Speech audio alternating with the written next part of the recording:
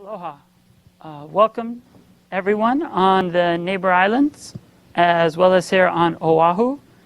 It's an honor to welcome you today. It's our 15th annual seminar on peace, environment, human rights, and global justice. We also have dubbed it the Advanced Summer Seminar on Human Rights. We've hosted it here in Hawaii now for our 15th year. And we've had many extraordinary speakers and different events to be able to share the developments of human rights over the last decade plus 5 years. What we're going to talk about today briefly is some of the things that we've looked at with the issues as well as the amazing speakers that have been fortunate enough to come to Hawaii and share their wisdom with us. We're also going to be looking at some of the most important issues at the international institutions these days.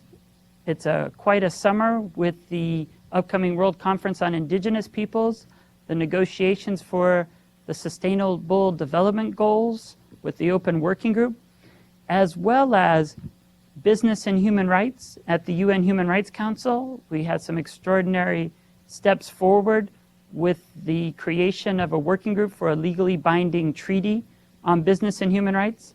That's a step beyond the guiding principles that was created by John Ruggie, and as well the working group on business and human rights, as well as the forum on business and human rights under the Human Rights Council. And then at the level of the United States, one area we've always concentrated on with our annual advanced summer seminars is actually in the United States. 2014 is a year where actually every treaty that we've ratified will actually be reviewed. We've already gone through the Civil and Political Rights Covenant at the Human Rights Committee. Next month, on August 13th, 14th, and 15th, will be reviewed by the UN Committee on the Elimination of All Forms of Racial Discrimination. And in November, we'll be appearing before the UN Committee Against Torture. It's also exciting as well at the national level because right now the UN Convention on the Rights of Persons with Disabilities was just adopted this week at the Senate Foreign Relations Committee, and it's now going to a full vote in the Senate, which of course will require a 2/3 vote of 67 senators. Unfortunately, those who have been involved with the important passage of this international instrument note that it fell by 5 votes last time, so we're hoping that it moves forward even further. So these are just some of the exciting things happening with international human rights law, and we'll be able to go over those for the next hour and a half. Want to be able to first give you a little review of some of the exciting activities of what we've had at these annual advanced summer seminars on human rights. And then after we do that, we'll introduce all the participants from all the other islands. It's good to see Hilo there with the United Nations Association, as well as good to see the Human Rights Club there at West Oahu. We know we had one person at Windward who just went into birth, so we're having a human rights birth today. And we look forward to going over all these things together, as well as looking a little bit at what our plans are for the fall semester and some speakers who are already coming in. First review of the 15 years of the annual summer seminar. The first time we had this event, we actually hosted it on 3 islands. The idea was to actually start them off on Oahu and then move them to Mokokeawe on the Big Island, and then to conclude on Maui, over there where they could actually be working and being on the land at the exciting valley where still it seems as if you were there before contact, and of course still rooted in the culture and practices of the indigenous Kanakamoli people. At that first meeting, we actually started here on Oahu for 1 full week. We had courses at University of Hawaii at Manoa. We had many different speakers, including the late John Van Dyke. They were able to then share all the important issues of what they were looking at, as well as Noel Kent and George Kent talking about globalization, as well as the right to food and children's rights. That was amazing. But after that, though, we did move out to Mokokeawe over to the Big Island. And the Big Island was actually exciting because the Board of Regents was actually meeting to look at the telescopes. One of the important things of our summer seminars is we wanted to ensure that people would actually see human rights in action, not just theoretical, but actually learning the tools and tactics to be able to put it into practice. So we had our 25 participants from around the world see exactly what was going on with the decision around the telescopes and work closely with the communities working on right to freedom of worship and belief to make sure that this telescope issue wasn't able to go through as quickly as possible. We also had one of our speakers, the Inter-American Commission on Human Rights Secretariat, really interested to be able to see this process go through. She said it was something that she normally would have seen in one of the Latin American countries in the 70s and 80s. So it's quite shocking that way to see the vote going through the Board of Regents at that meeting. And then we concluded over on Maui, and we were able to take participants around the island to be able to see many of the beautiful spots of nature. One of the exciting things about that conference was the speakers that we did have. We have one of the foremost experts on the UN Convention on the Rights of the Child. We also had the Inter-American Commission on Human Rights. And we also had one of the indigenous leaders from First Nations who was one of the first people to attend in 1977. But one of the exciting points as well was that all the participants were able to speak and talk directly and present their research. So we had different people from all over the world being able to share their research in the community with people on all three islands to be able to describe some of the latest research that these scholars have been doing.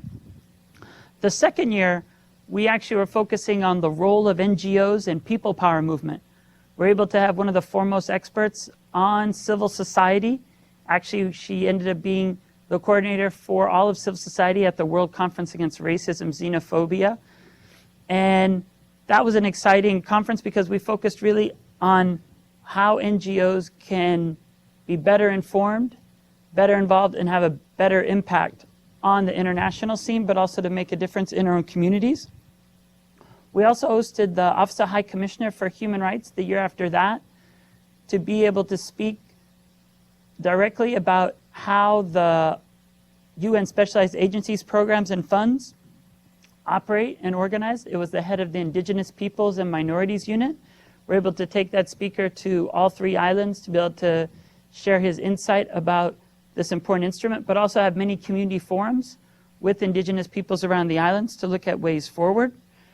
One of the exciting things that we did do as well was actually when we focused on the theme of environment, actually do our summer seminar in the classroom, but also at Haleakala above the clouds, and be able to actually discuss and have the course there in the crater and also along the hike on the way down from the summit all the way to the sea. We've also had the rapporteur of the Permanent Forum on Indigenous Issues. He was able to speak and share about how the Permanent Forum operated, and even more excitingly, able to let us see here in Hawaii the first glance of the report before it was presented to the Economic and Social Council. We also had one of the first Indigenous peoples ever elected to Parliament. The main point of that annual summer seminar was looking at how parliamentarians and elected public officials can help protect and promote human rights. One of the examples of those two summer seminars was we actually looked at adopting the UN Declaration on the Rights of Indigenous People and had one of our sessions at the state legislature. One other speaker we had was actually the chair of the Truth and Reconciliation Commission of Canada, looking at a model of how we could bring Indigenous people together with the state to then, more importantly, address the human wrongs of historical proportions, but then also look at ways forward. And then 10 years ago, we actually came up with this formula of making sure that we spent more time in the community, working out in Waianae to have events out there in the evening with our representative Maile Shimabukura and showing films, and also at the North Shore with Brigham Young University, and also even this year, of course, at University of Hawaii West Oahu with talks yesterday and Tuesday. 5 years ago, we began this new process, though, of making sure we use the interactive television system so that we could still allow everyone on all the islands to keep up with the latest developments of what's happening at the United Nations, as well as at the regional mechanisms in the Inter-American, the African, the European, and recently with the ASEAN Commission on Human Rights that just took place. One exciting thing of proportions is what we started to talk about 2 years ago on business and human rights, is actually took the next big step. There'll actually be a new treaty that'll be legally binding on transnational corporations, and the working group was just established at the June session of the UN Human Rights Council. So a lot has happened in 15 years since we first created this idea of an advanced summer seminar on human rights. We've had many international speakers come to our islands and share their knowledge. We've also had many students go from these courses on to various posts around the world to focus on promotion and protection of human rights around the planet.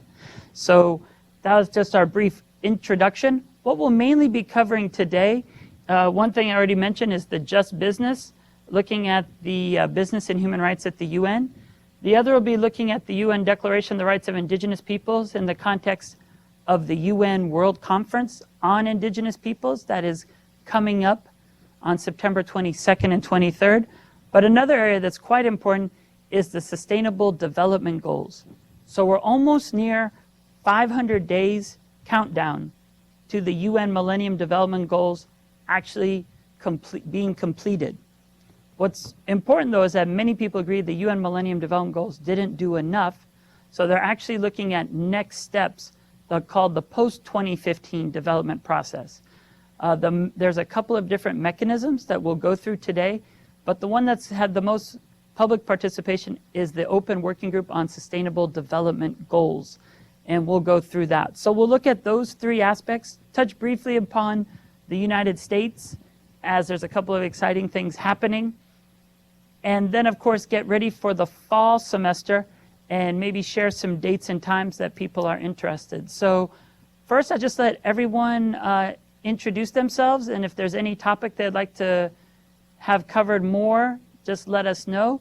So I think first we have Letitia at West Oahu.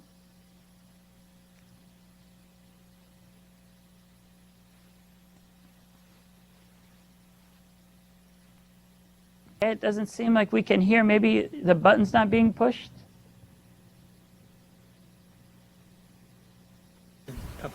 Hi, Josh. Okay, there we go.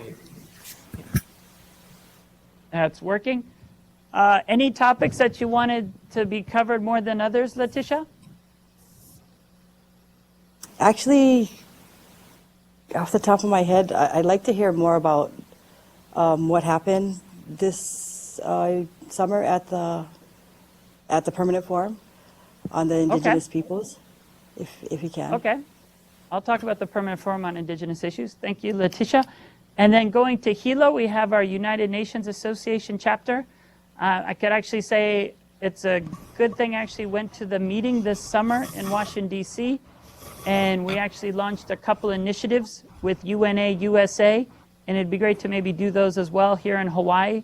But we're able to have universal periodic review consultations at the National Conference at the UN Foundation in DC, and have a couple smaller ones with different chapters and divisions across the country so far this summer.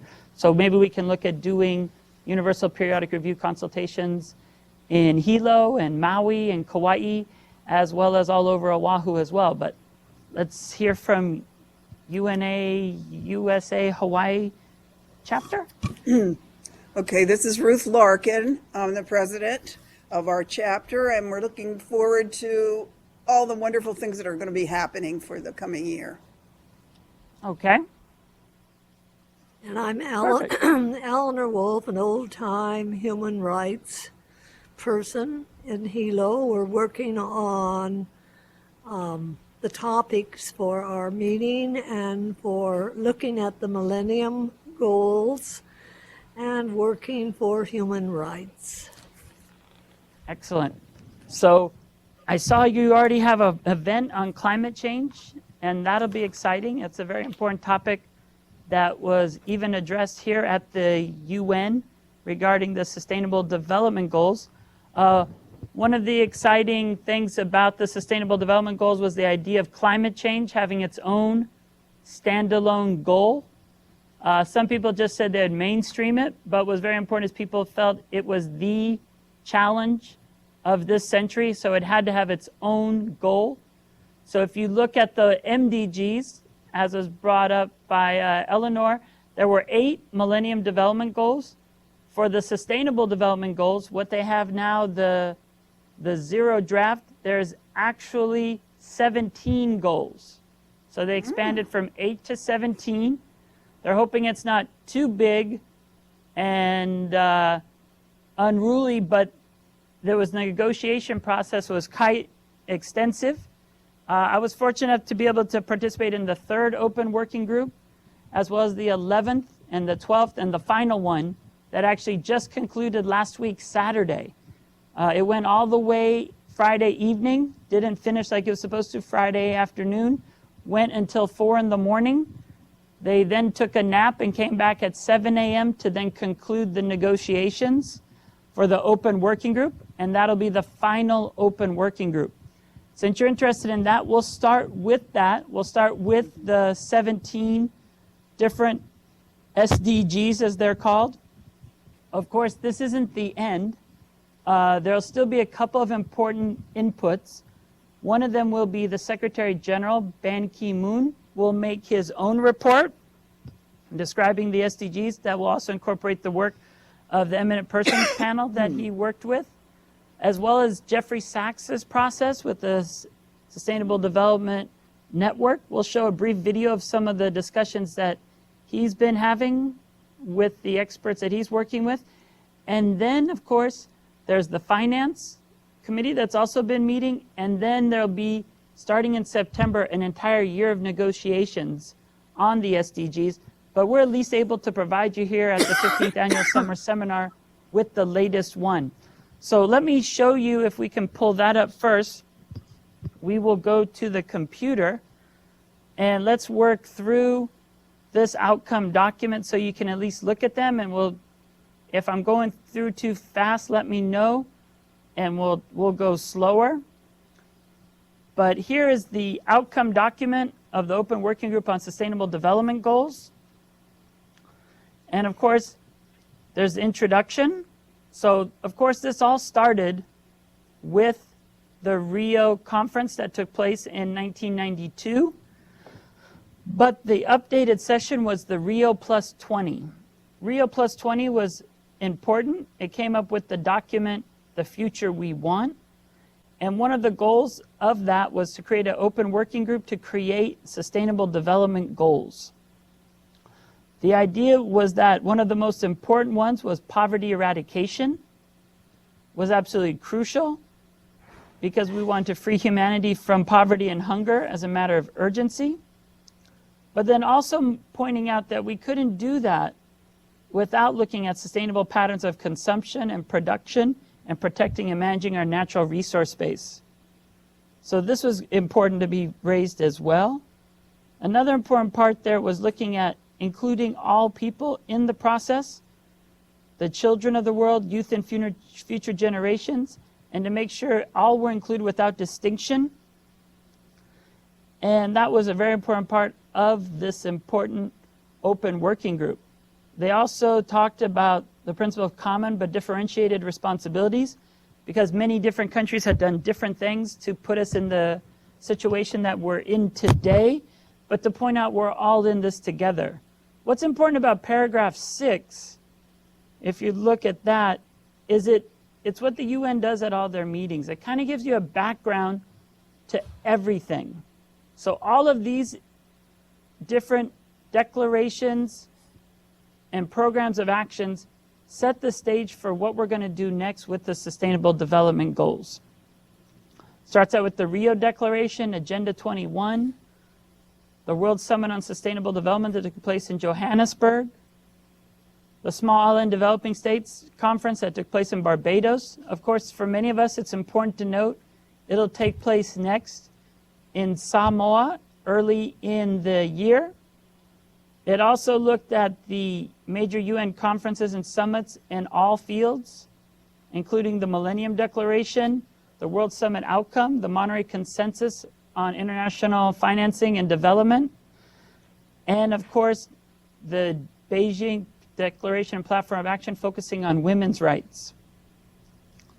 Number 7 is important because it talks about a couple of things that are absolutely essential and people said had to be the framework for the new important sustainable development goals, that it talked about the Universal Declaration of Human Rights and other international instruments relating to human rights and international law, noting that it must include that. It included the reaffirmation of freedom, peace, and security, and respect for all rights, including the right to development, the right to an adequate standard of living, the right to food and water, the rule of law, good governance, gender equality, women's empowerment, and overall commitment to just and democratic societies.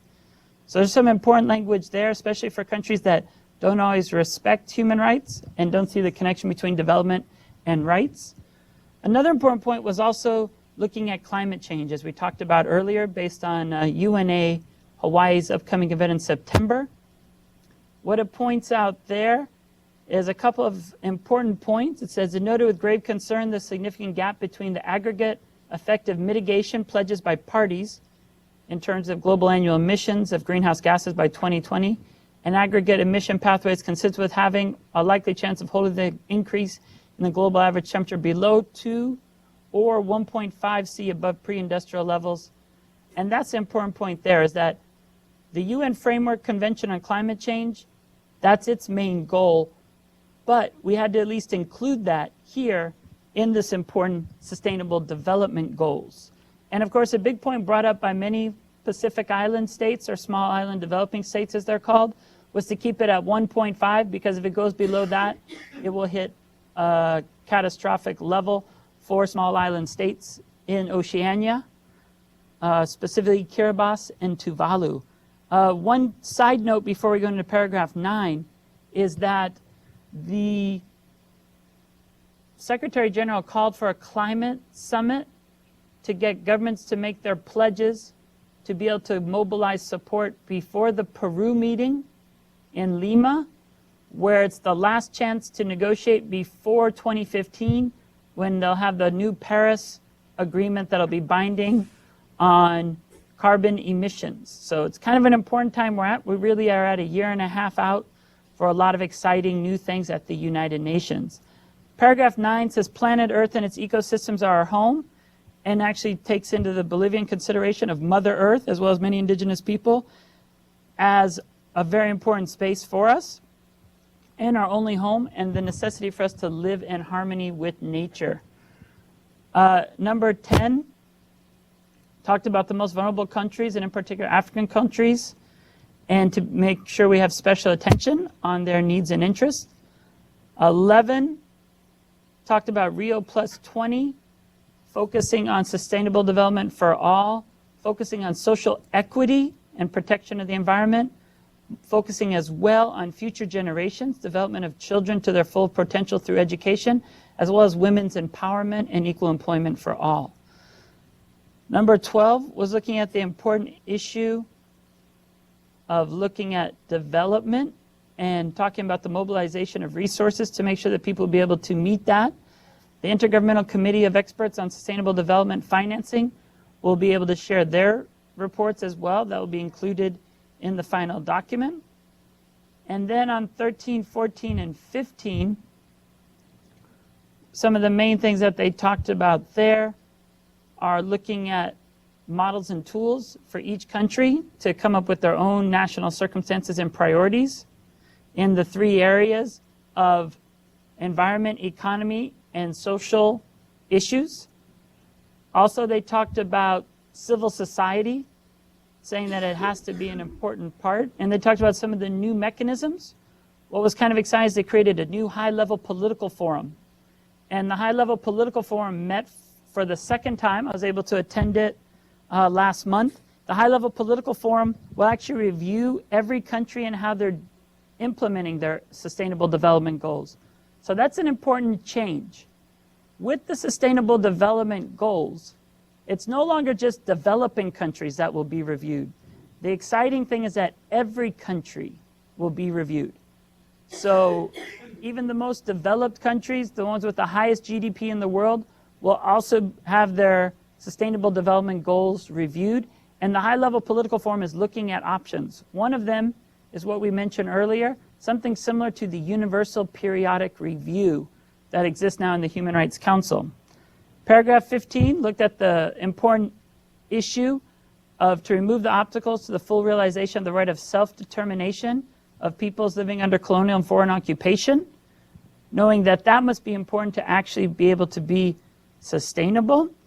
And then they also looked at the one argument there, of course, was making sure that the territorial integrity and political independence of all states is respected.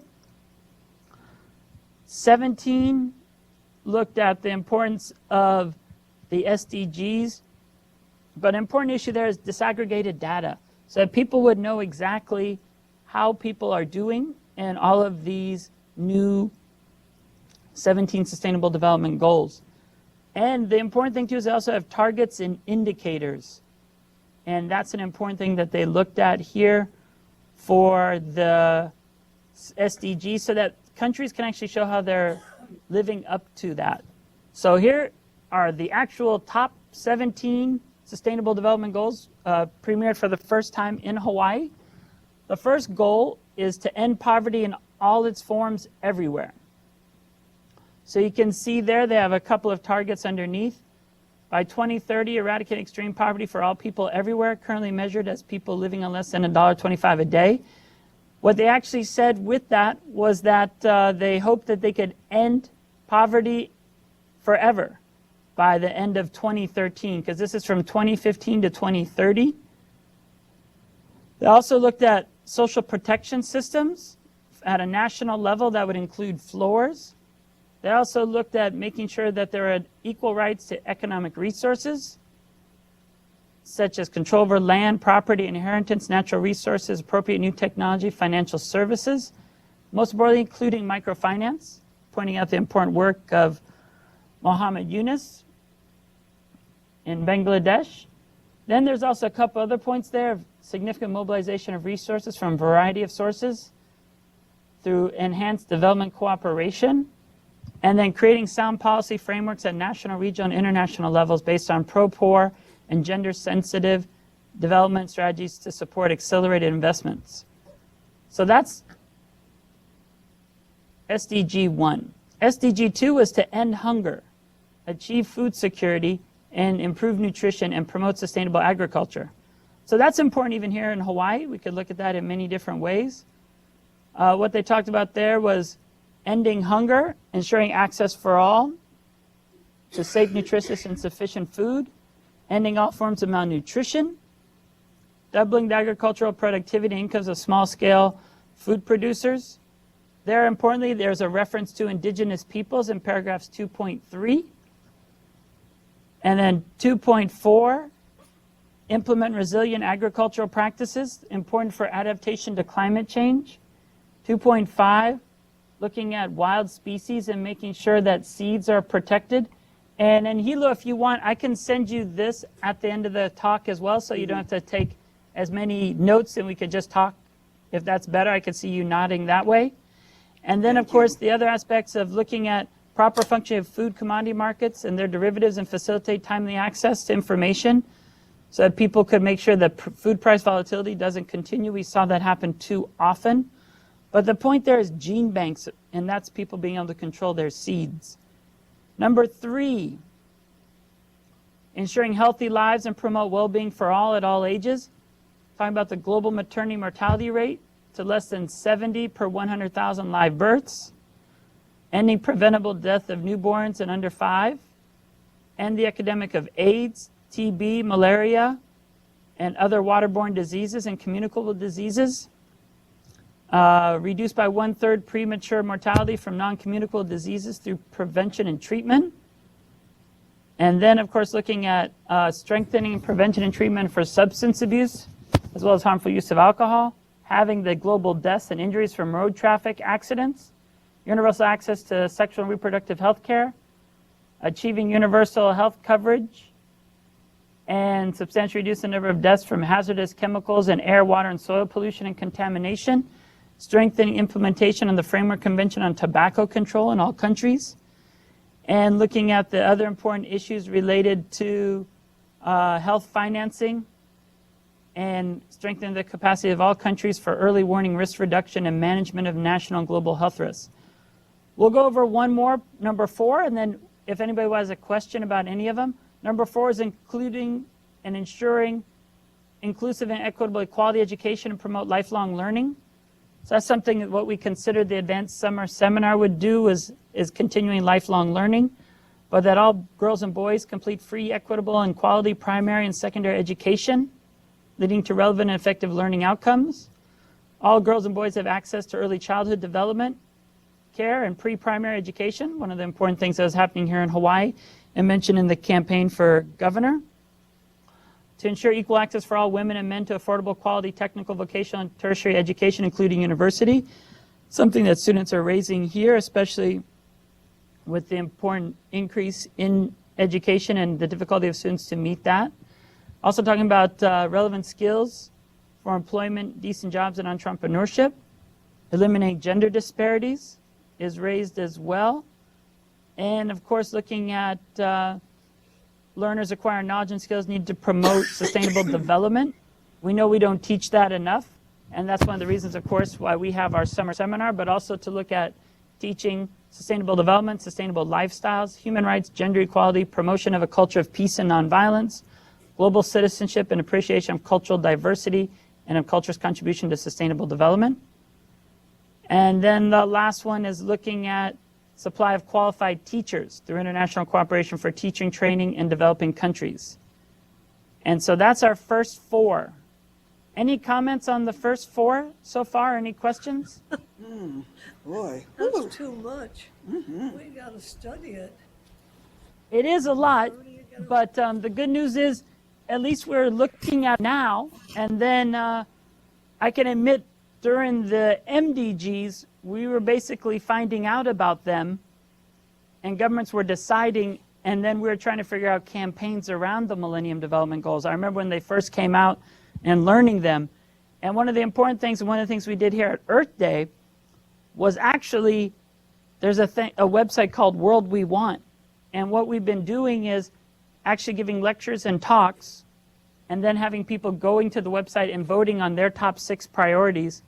And we did that also at Earth Day here at UH Manoa, so that people could actually vote and see what their priorities are and then see how they look compared to the rest of the world. So I agree with you over there in Hilo. It is a lot. I could just go over the goal and not the targets, but I wanted to at least show you, because interesting is they debated and negotiated this, and I was able to be there for 3 one-week sessions in May, June, and July. They had the 11th, 12th, and 13th session of the Open Working Group, and they actually went through, if you could imagine this, in a new formula of troikas, of 3 different countries coming together and speaking as one. But they actually went through every language for every paragraph and every single number. So everything there is actually negotiated by all the governments. And many governments, of course, wouldn't want certain things, but they work to make sure it's included. And many groups, the major groups, just to give you an insight, the major groups, including Indigenous Peoples, youth and children, women, farmers, labor, they would actually have meetings with the co-chairs and then present language that they thought was best. And the co-chairs would actually give them credit and introduce it to states and ask states to look at it as well. But it was an intense negotiation throughout the entire time. So it definitely was a lot of work, and we're definitely not done. But the idea really of our advanced summer seminar to let everybody know enough about it beforehand. What we'll try to do throughout the year is make it more simplified so that everyone can learn the SDGs, and then we'll see, because there might even be some changes before they're finalized. The proposed goal number 5 then, we'll go through it to continue, is looking at achieving gender equality, empowerment of all women and girls. That's important to look at the issue of trafficking and other forms of exploitation. Also eliminating all harmful practices such as early and forced marriage and female genital mutilations. Looking at unpaid care and domestic work. Looking at how that could be included into a national level to be able to respect that more. Ensuring women's full and effective participation in leadership at all levels of decision making. We still have a lot of work to do in this country as well. Looking at the Beijing Platform for Action on access to sexual reproductive health and reproductive rights, and undertaking reforms to give women equal rights, other forms of proper financial access to ownership, control over lands, and important issues there, as well as enabling technologies and enforceable legislation. Number 6 is quite important. Number 6 is ensuring availability and sustainable management of water and sanitation for all. So important thing there is looking at the universal and equitable access to safe and affordable drinking water. Many people wanted to have it as the right to water, but some states wanted to organize against that. Matt Damon and other groups are working on the right to water, so it's gained a lot of prominence in the last decade, but still didn't get the right there. They also talked about implementing water resource management at all levels and protecting and restoring water-related ecosystems, rivers, aquifers, lakes, and wetlands. Also looking at international cooperation and capacity building support to develop countries in water and sanitation related activities and programs, including water harvesting, desalinization, water efficiency, wastewater treatment, and reuse technology. And then also finally, local communities' participation for improving the water and sanitation management. Number 7 is ensuring access to affordable, reliable, sustainable, and modern energy for all. This is important because I actually even had a UN conference that Ban Ki-moon initiated called Sustainable Energy for All. And we were able to actually meet people there, such as the innovator from the Philippines, who was creating electricity through empty plastic water bottles, which we recycle here for 5 cents, and actually lighting up a village. He might be one of our speakers for the fall, and we're looking at coordinating his visit here to Hawaii. So we're looking at that. But at the Sustainable Energy for All, that really did have many innovative practices, such as one called Mama Light, from a woman from Africa working with a Dutch company that then could provide light for children to study for up to 8 years is how long the light lasts, for only $30. So it's looking at how $30 could actually make the difference in a young child's life to be able to study every evening, which wasn't possible before then. So this example of ensuring access to affordable, reliable, sustainable, and modern energy for all was quite important. It's looking at the global energy mix, having much more renewable energy, which is absolutely crucial, and then looking at sustainable energy services in all developing countries, and that was brought up there. Number 8 was promoting sustained, inclusive, and sustainable economic growth, full and productive employment, and decent work for all. So it's actually looking at that important issue of people being able to have employment where they're respected and be able to gain equity by being able to have resources based on the important work that they do. It's an important right in the Universal Declaration of Human Rights. And also to make sure that there was full and productive employment and decent work for all women and men, including for young people and persons with disabilities, and equal pay for work of equal value. And very important one, especially as we're getting into August. August 26th, of course, is our Equal Pay for Equal Work Day in the United States. Here's one that is important for us on 8.9.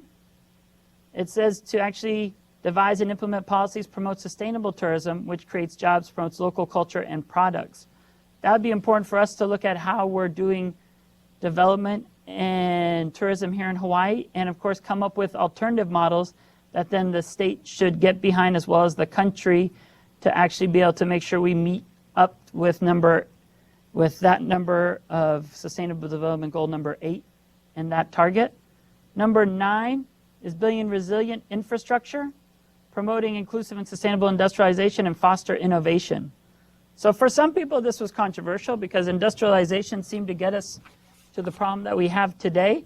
But then also for least developed countries, they said they very much wanted small scale, as pointed out there in 9.3, and sustainable and inclusive industrialization, where they're able to then make sure that everyone's rights are respected and that they actually do it in harmony with nature and not at the peril of our planet. So they talked about upgrading technological capacities to facilitate sustainable and resilient infrastructure in developing countries, and to make sure that there's access and striving for universal and affordable technology for all. And then, of course, that gets to the important point of proposed goal number 10, and then we'll stop there for a little while, but reducing inequality within and among countries. So that's an important point, that in today's world, we could have the richest people that fit on a bus having as much as the bottom half. That's a stunning statistic when you look at how much wealth is in such a small number of hands. So they're trying to look at reducing inequality within and among countries. We see that as well here in Hawaii as well as in the United States, the gap between the wealthy and those who are striving to get out of poverty. So they're talking about ensuring equal opportunity and reducing inequalities. They talk about adopting policies, especially fiscal, wage, and social protection policies, to progressively achieve greater equality. That's important. This summer, Seattle passed the highest minimum wage, over $15. So that's exciting to see different examples of what people are doing there. And the other aspect they talk about there is improving regulation and monitoring of global financial markets and institutions and strengthen implementation of such regulation. So that's to make sure we don't have what happened in 2008 with the global financial crisis caused by the actions here in the United States. So that's up to number 10. We have 7 more to go, but I wanted to allow anyone, if they had any comments or questions regarding 1 through 10. You're okay, Letitia, on West Oahu? Yes, I am. This is a lot to take in. But When can we get a copy of this? When can we read this? It's not on TV, not on. Yeah, it's not available around the world. I will send it to you concluding our talk today. How's that? Good. And then what we can look at doing is maybe in September, October, November, we can have a Sustainable Development Goal event at Hilo, and I could come over and we could work on something and share some of these aspects and what the SDGs would mean for Hilo and for Hawaii. I don't know if that sounds like a good idea. Good idea. In fact, one of the things we might be applying for is they will have Sustainable Development Goal consultations very soon. And United Nations Association, we could apply for one of those. And maybe we can try to make sure we have it on a couple of islands. If that sounds good. All right. So some good ideas coming from our summer seminar on how we can work together. Number 11 is making cities and human settlements inclusive, safe, resilient, and sustainable. That's important there to look at cities, but more importantly, our housing, and looking at safe and affordable housing is quite crucial there. The other thing that we looked at there is Sustainable Development Goal number 12, ensuring sustainable consumption and production patterns. That's important there because they look at the important issues that most people aren't aware of. They talked about having the per capita global food waste at the retail and consumer level and reducing food loss along production and supply chains, including post-harvest loss, which is quite crucial. They also looked at substantially reducing waste generation through prevention, reduction, recycling, and reusing. They encourage companies, especially large and transnational, to adopt sustainable practices and integrate sustainable information into their reporting cycle. They also looked at having relevant information and awareness for sustainable development in harmony with nature. And then, of course, the last couple points there are looking at to rationalize inefficient fossil fuel subsidies that encourage wasteful consumption by removing market distortions in accordance with national circumstances, including restructuring taxation and phasing out those harmful subsidies where they exist to reflect their environmental impacts, taking fully into account the specific needs and conditions of developing countries and minimizing the possible adverse impacts on their development in a manner that protects the poor and affected communities. That's huge because that's actually going after the fossil fuel industry that gets huge subsidies. So that was kind of important. Number 13 was taking urgent action, and this is actually the important one for most of us here. Climate change is SDG 13, taking urgent action to combat climate change and its impact, strengthening resilience and adaptive capacity to climate-related hazards and natural disasters in all countries, improving education, awareness raising, and human and institutional capacity on climate change mitigation, adaptation, impact reduction, and early warnings. And number 14 is looking at conserving and sustainably using the ocean, seas, and marine resources for sustainable development. This is being, of course, shared by Hokulea. Of course, it went here from Oahu over to Hawai'i Island and is going around the world to actually talk about this important issue. So Hokulea is kind of doing this role, realizing proposed goal number 13 and 14 in its work. But the main thing there is actually looking at regulating harvesting and ending overfishing and making sure that the destructive fishing practices are ceased. Looking at the important things of what's going on to include indigenous technology, and as they point out here, access to small-scale artisanal fishers to marine resources and markets. Number 15 is to protect, restore, and promote sustainable use of terrestrial ecosystems, sustainable manage forests, combat desertification, and halt and reverse land degradation and halt biodiversity loss. Very important there to look at all the other systems that need to be protected as we look at sustainability in the future. It even looks at ending poaching and trafficking of species and looking at understanding and preventing the introduction and significantly reduce the impact of invasive alien species, as well as enhancing global support to combat the trafficking of protected species. Number 16, so only two more to go. 16 is exciting. 16 talks about promoting peaceful and inclusive societies for sustainable development, providing access to justice for all, and building effective, accountable, and inclusive institutions at all levels. Many governments didn't want this. They kind of considered this, in a way, imposing a certain order on them. But it's very important that people fighting for basic freedoms, democracy, and human rights said that you had to have a culture of peace and a rule of law as a global goal, because you couldn't have sustainability and sustainable development if that wasn't in existence. So proposed goal 16 was very crucial, looking at reducing all forms of violence, to look at end abusing, exploitation, trafficking, and all forms of violence and torture against children. Promoting the rule of law, 16.3 is quite significant. To substantially reduce corruption and bribery, to develop effective accountability and transparent institutions at all levels, and ensuring responsive, inclusive, participatory, and representative decision-making at all levels. One of the other things they talked about there was legal identity for all people, because many people don't have birth registration that then prevents them from being able to participate.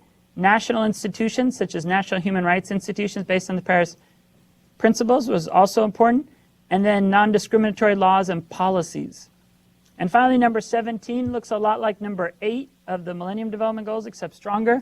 Strengthening the means of implementation and revitalize the global partnership for sustainable development finance. Quite important there. Looking at some of the age-old things, which we've talked about forever, the 0.7%, that's supposed to be assistance that the developed countries are supposed to give to developing countries, but we all know is a lot lower. So moving that up. Also to mobilize additional financial resource for developing countries from multiple sources. Looking at technology, enhancing North-South and South-South cooperation. Also looking at transferring dissemination diffusion of environmentally sound technologies to developing countries so that they could leapfrog. Examples of that would be cell phones. Instead of them having to put landlines in, they can just go straight to cell phones and using those instead of digging up their earth. Capacity building was important, as well as trade. And then, of course, the final aspect there is policy institutional coherence and multi-stakeholder partnership. Focusing on enhancing global partnerships so that all people could work together and having effective public, private, civil society partnerships so we could actually work together with other countries around the world. So I do agree that was a lot to cover, definitely to look at, but it's kind of important to be able to have that there. The one thing I wanted to pull up next would be this short film by Jeffery Sachs. We'll just watch a couple minutes of it, but it's important because Jeffery Sachs and Columbia University, they're mobilizing on sustainable development goals, and they're even having degrees, masters and doctorates looking at SDGs. So we'll just show a brief part of that, and then we'll get back to the World Conference on Indigenous Peoples and the Permanent Forum. Good evening. It's a pleasure to welcome everybody here this evening for the university lecture, and I think everybody here knows the context in which we have these lectures twice a year, and they date back to the 1970s. The purpose is to try to hear our most distinguished and creative faculty, and we certainly have that to look forward to tonight. Just a few words, personal words, introducing Jeff. I first met Jeff's parents. I mean, that makes me sound old. I'm not that old, actually, but I happen to know them because I was in Michigan, and Jeff's father was one of the leading, he was the leading labor lawyer in the state of Michigan, one of the finest in the country.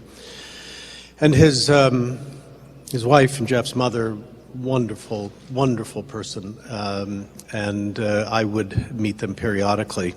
And they would talk about Jeff, and I was not as impressed as they were, but I was very impressed, and I loved the looks in their eyes as they talked about Jeff and what he was doing, and of course it was incredibly important, incredibly engaged in the issues of the time.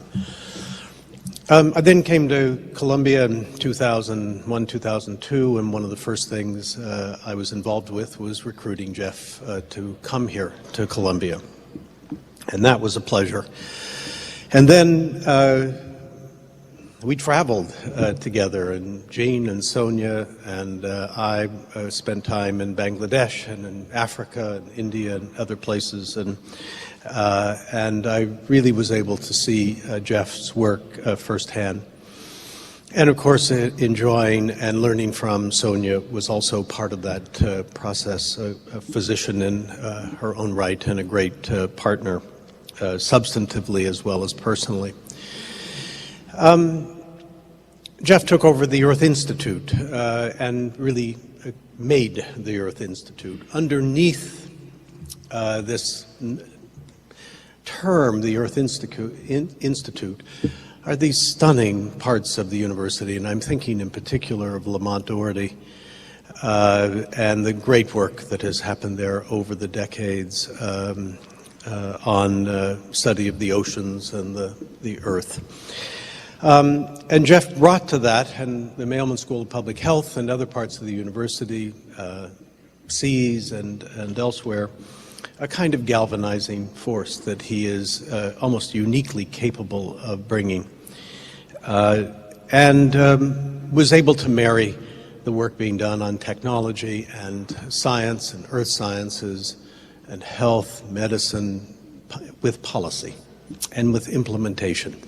And that's been a really wonderful, wonderful part of this university and a wonderful thing for the world. Jeff, more broadly, is impossible to capture in a paragraph or two.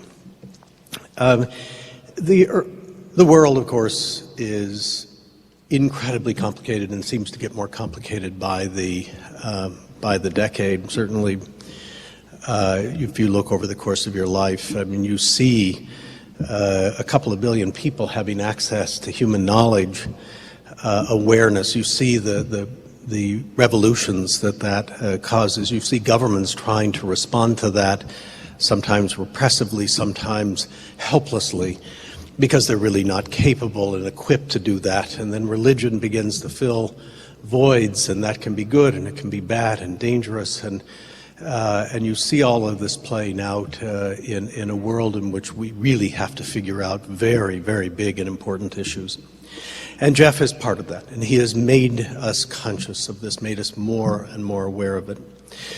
But there's one thing that I think is Jeff's legacy that I want to emphasize, and that is that there are millions and millions of people who live on the edge of life and who live under extraordinary conditions, adverse conditions, who perish as a result of this, who suffer as a result of this. And it's very easy, in fact, the kind of customs of the world to ignore the sense of conformity that we live in, all of us.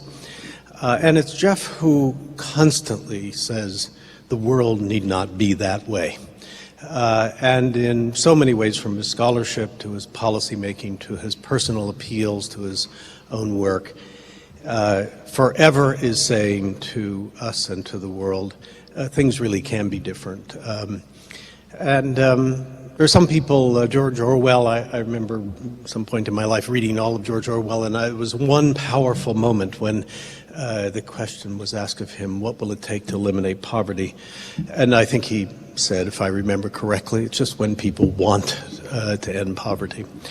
And Jeff Sachs is sort of our George Orwell of the time, and that is an enormous credit to him and a great good fortune for Columbia. John?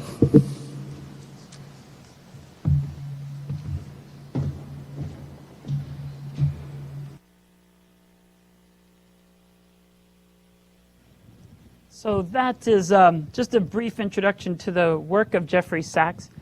Jeffery Sachs, of course, did a lot of work with the Millennium Development Goals. That was quite important. He did set up, you could see on the side of the Earth Institute, they had Millennium Villages where they actually would try to implement the MDGs in specific villages and change the conditions. And I think one of the most important points, of course, for Jeffery Sachs is he's always looking at the people on the edges and ensuring that the people don't perish who are living in poverty and focusing on the way forward. So that's quite crucial. And of course, as we look at one of the most important issues around the world, it's definitely indigenous peoples. So here is a small example just to look at. This is the World Conference on Indigenous Peoples. This was probably the other major topic that came up this summer that's still taking place. This is the website that was created. But the UN World Conference on Indigenous Peoples was actually initiated by the government of Bolivia a couple of years ago. They said that there should be a high-level plenary meeting of the General Assembly that addressed indigenous peoples. Unfortunately, there was not a lot of action on this important World Conference on Indigenous Peoples, which is slated to take place September 22nd and 23rd of this year. The point that connects with what Letitia had discussed and was interested in knowing about, Letitia asked what happened at the Permanent Forum. One of the most important things people thought would have happened at the Permanent Forum on Indigenous Issues this year was actually a start to the negotiations on the World Conference on Indigenous Peoples and the creation of the Zero Draft. The Zero Draft is just UN terms for the basic language for negotiation at the UN that countries negotiate along with civil society, and in this case, of course, indigenous peoples and nations. This process began in really June. It should have happened in May. Many people thought it would happen on the last day of the Permanent Forum. The topic of the Permanent Forum was looking at the right of self-determination, looking at autonomy, looking at Articles 3 to 6 of the UN Declaration on the Rights of Indigenous Peoples. That was going to be the main thing. But in many ways, it didn't happen. What did happen, on the other hand, was nothing took place and everyone left, unfortunately, without the President of the General Assembly actually creating a roadmap. He promised a roadmap, but there were no dates, and many people weren't sure if it would happen. In fact, some people called for a cancellation.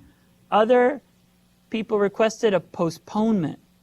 One of the other factors is Uganda will be president of the General Assembly during this World Conference on Indigenous Peoples. Many people were concerned because Africa is taking a rather conservative position of Indigenous peoples. So there was idea of maybe a postponement till it would go to another region, potentially Denmark the year afterwards. But on June 3rd was the first meeting was called. We were able to actually attend that meeting. Then they announced June 17th through 18th would take place. So that was important because that's when Indigenous peoples were able to state what they thought would be important.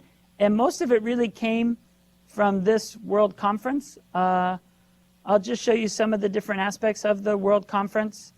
They have places where people can share their messages and photos.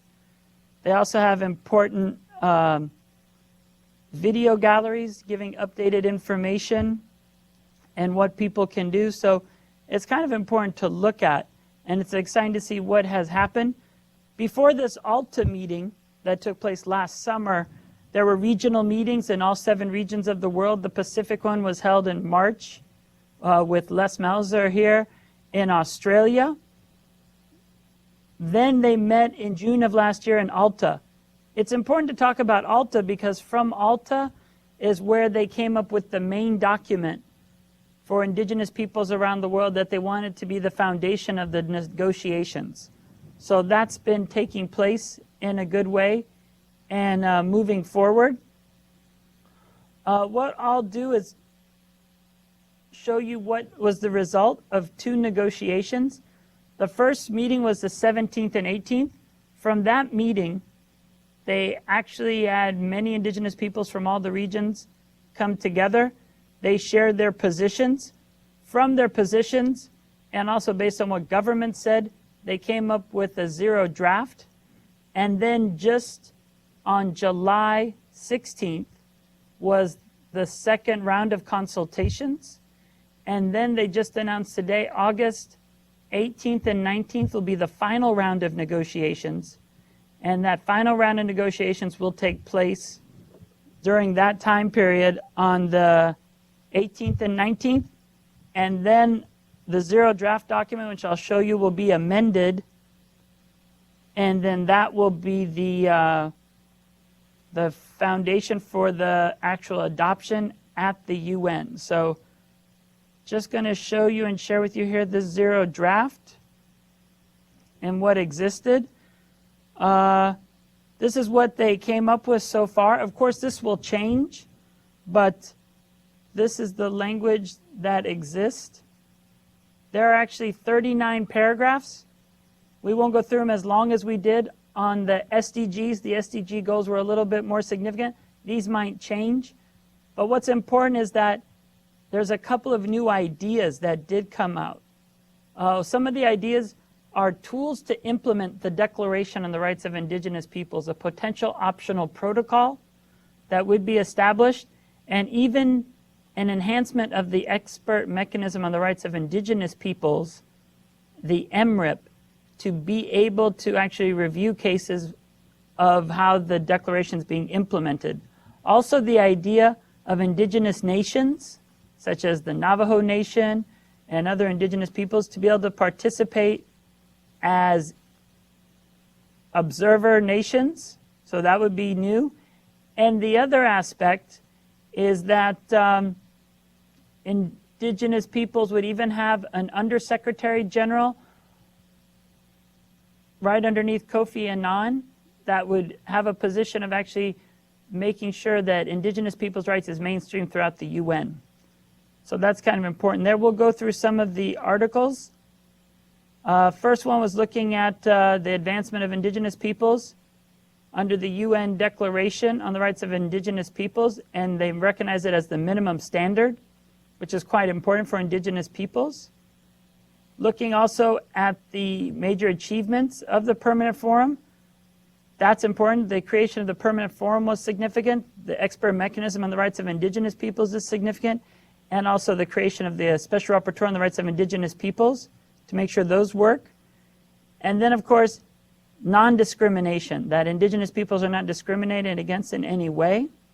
Paragraph 4 looks at actions directly at translating the UN Declaration into national law, including how to include the judiciary, parliament members, elected officers, educators, and civil service.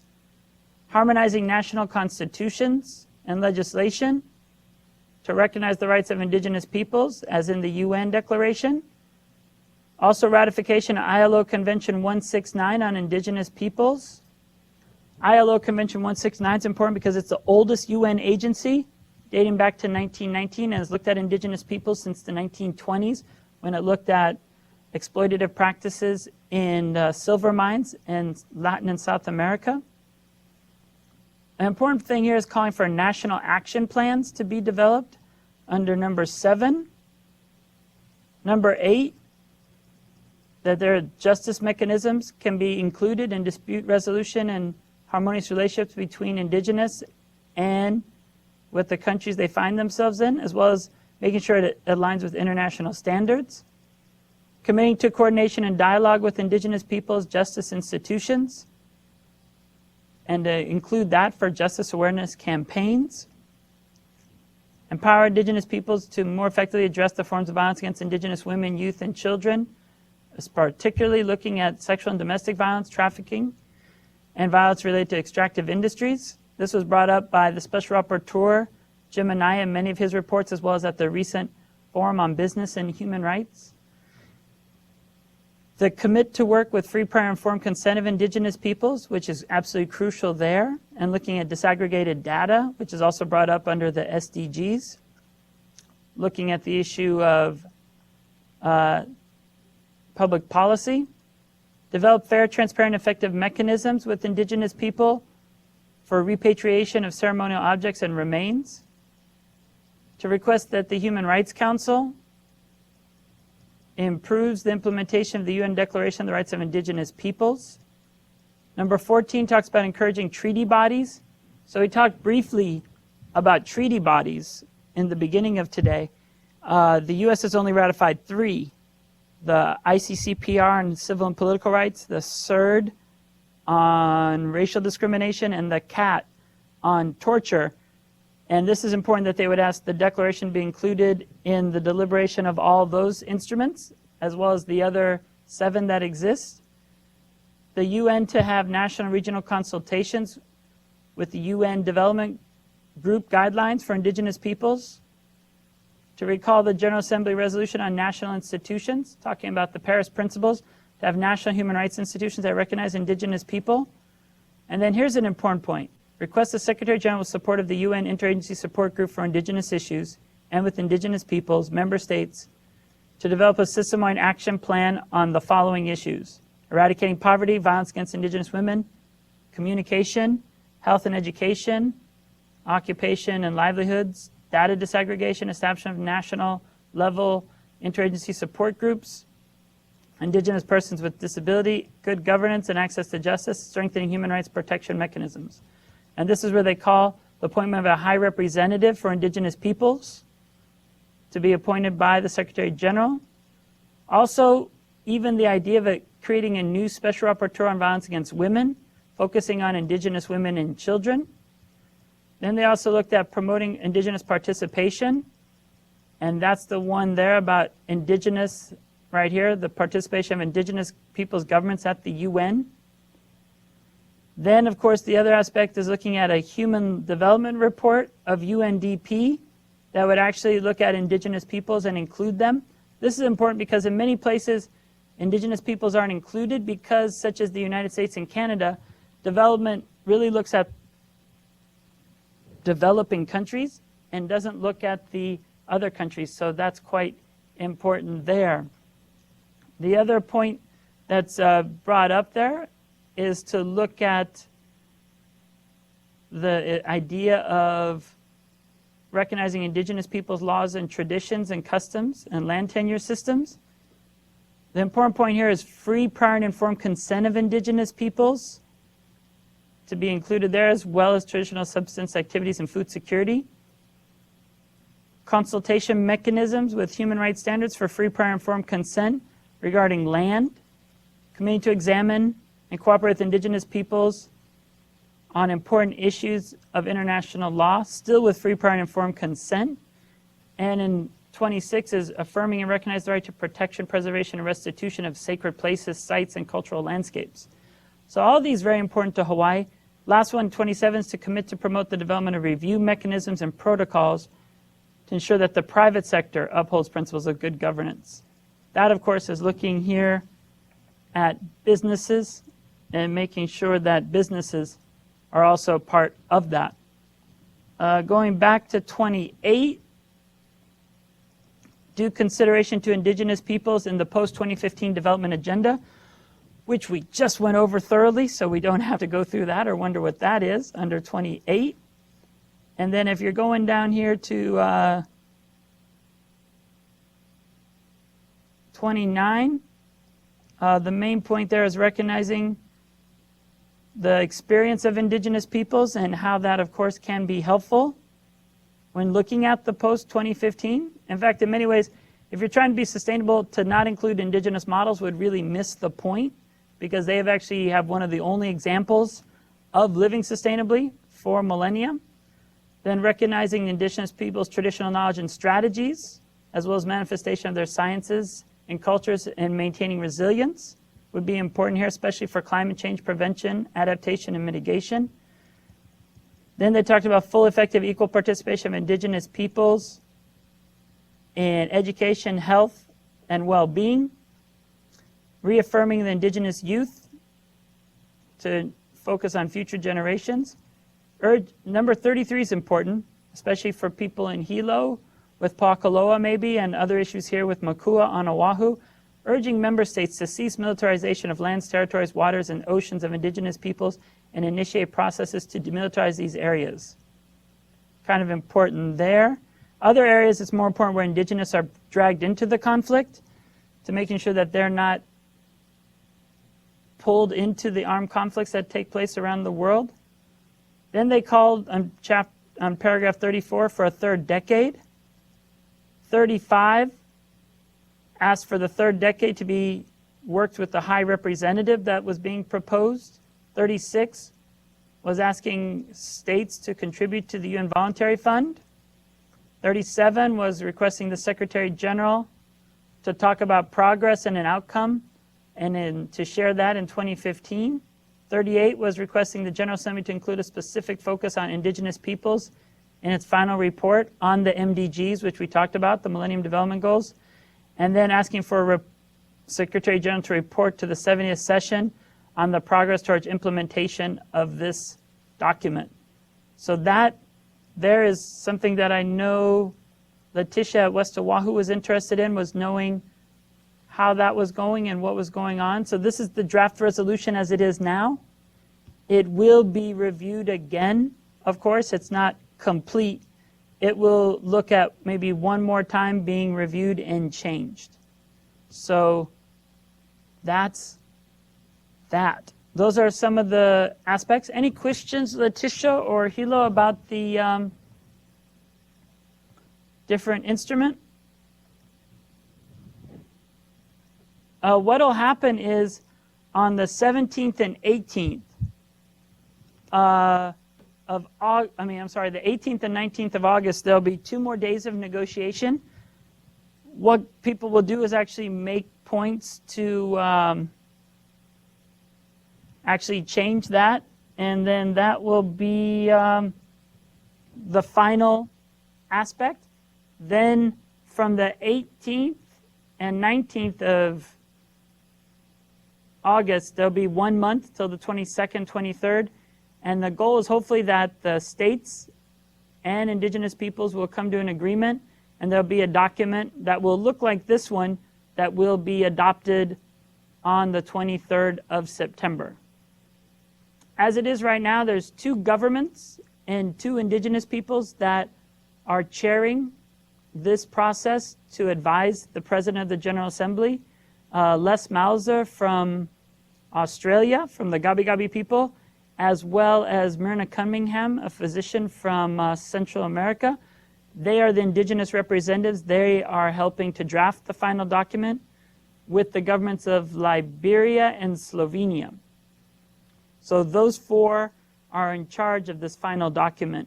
And at the second consultation that just happened on July 16th, many governments were negotiating from a very strong state position.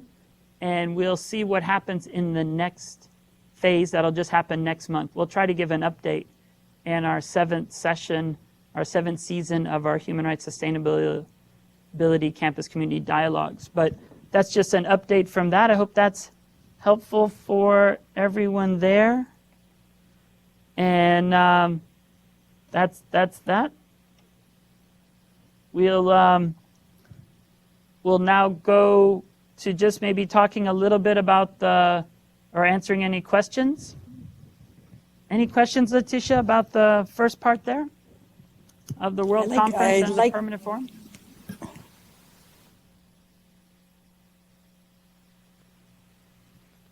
Go ahead. For the women, a rapporteur for the women to help the women. I like that part. That was in the goals. Okay. Yes, that was brought up that since Indigenous women have a chance of facing violence at such a higher alarming rate than everyday women in society, that they would definitely have a mechanism to be able to address that. So one of the ideas was a new special rapporteur. What's important is some governments say, well, we shouldn't create more costs.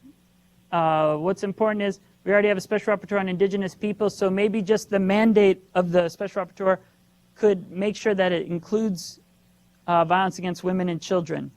The United States is promoting this idea of a rapporteur or the process. Vicky Talley-Corpus was just named the new special rapporteur. She's the 3rd person holding the position of special rapporteur on Indigenous peoples. Rudolfo Stavenhagen was the first one, and James Anaya was the second one. And so Vicky Talley-Corpus from Tebteba in the Philippines, she's the 3rd one. And she did say in her mandate she would look at Indigenous women. So the idea is, do we need to create a new post or look at the other rapporteurs that focus on violence against women and the special rapporteur on the rights of Indigenous people and maybe bring them together?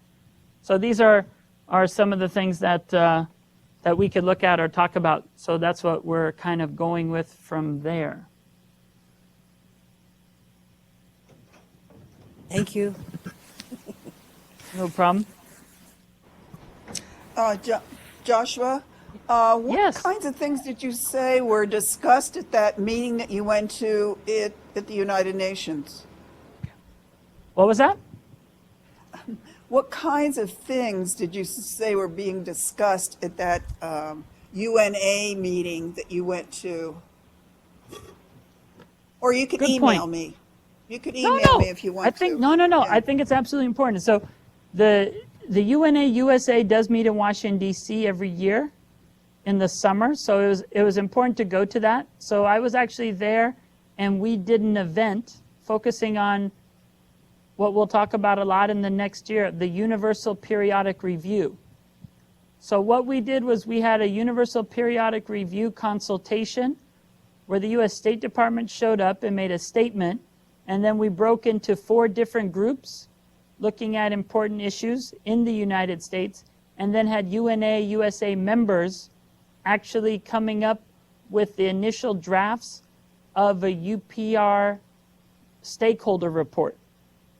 So that's important because one of the things that we're looking at is before May of 2015, the United States will have its human rights record reviewed in this Universal Periodic Review. So what we could do throughout Hawaii is actually have Universal Periodic Review consultations about human rights in our society, and definitely at the community level, and then filter those up through the country level and to the global mechanism at the review in 2015. So we actually did an example of one of those on the evening of the 2nd day. And then what happened is then other chapters thought they were good ideas, and then we started to do them around the country. As it is right now, we've had them on different campuses. We've had them at Georgetown University. We've had them at Harvard University. We've had them in community at chapter divisions in Chicago, as well as in San Francisco and in New York. So they're starting to happen around the country, so we could easily host one of those since I do those in the other places. There's no reason why we shouldn't have a UPR consultation here. Another thing that came out of that meeting in Washington, D.C. was they did a first round of Sustainable Development Goal consultations. So one of the exciting things is the UNA USA president said that we should definitely apply to host one of those Sustainable Development Goal consultations in the second round. And we've already, in a way, started that because we've already looked at the 17 SDGs, but allow us to have a conversation in the islands about what's important to us and how those 17 SDGs would impact and change the direction of how our economy, ecology, and the issues of social equity and equality are actually look like. So it's kind of exciting, and those were some of the things that came up. The other thing is people also did, they went on the Hill and then focused on specific issues that they thought was important for the United States to care about. 5 minutes. So that was also brought up and raised there. So those were the main things that came up at the UNA USA meeting that I wanted to share with you, so you'd have information about that and things that we can do in the throughout the next year to actually grow the UNA movements here in Hawaii.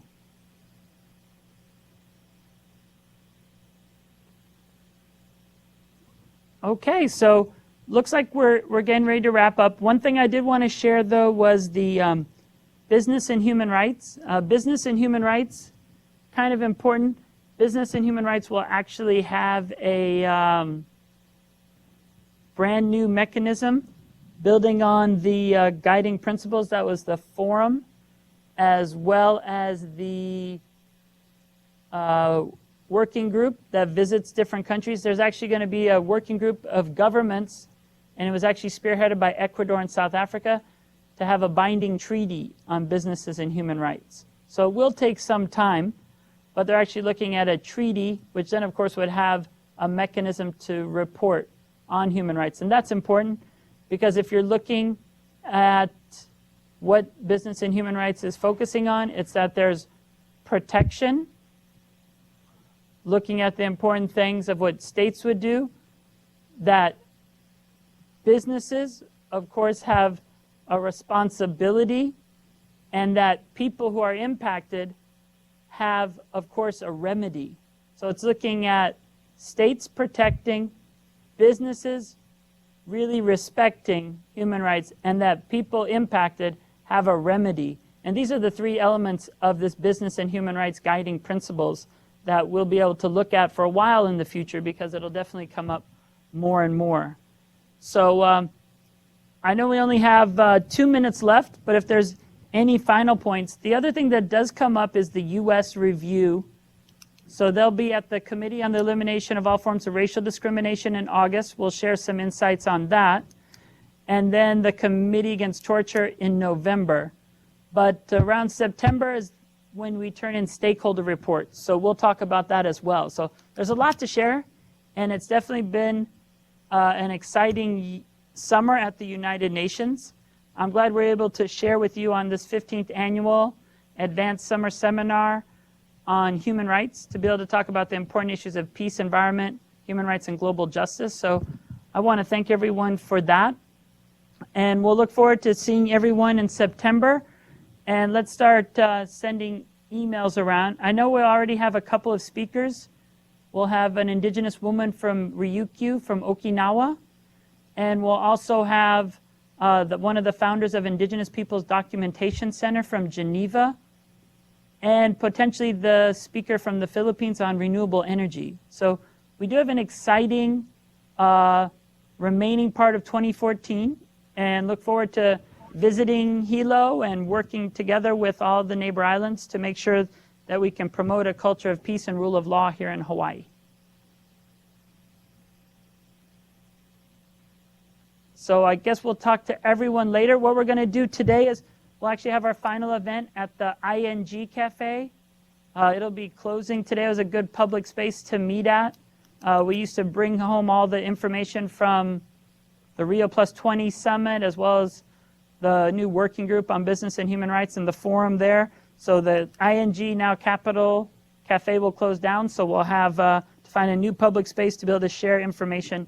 But I want to thank everyone for coming today, and I'll try to send out information on dates in September, so anyone let me know dates they'd have. And mahalo, and I'll see everyone later.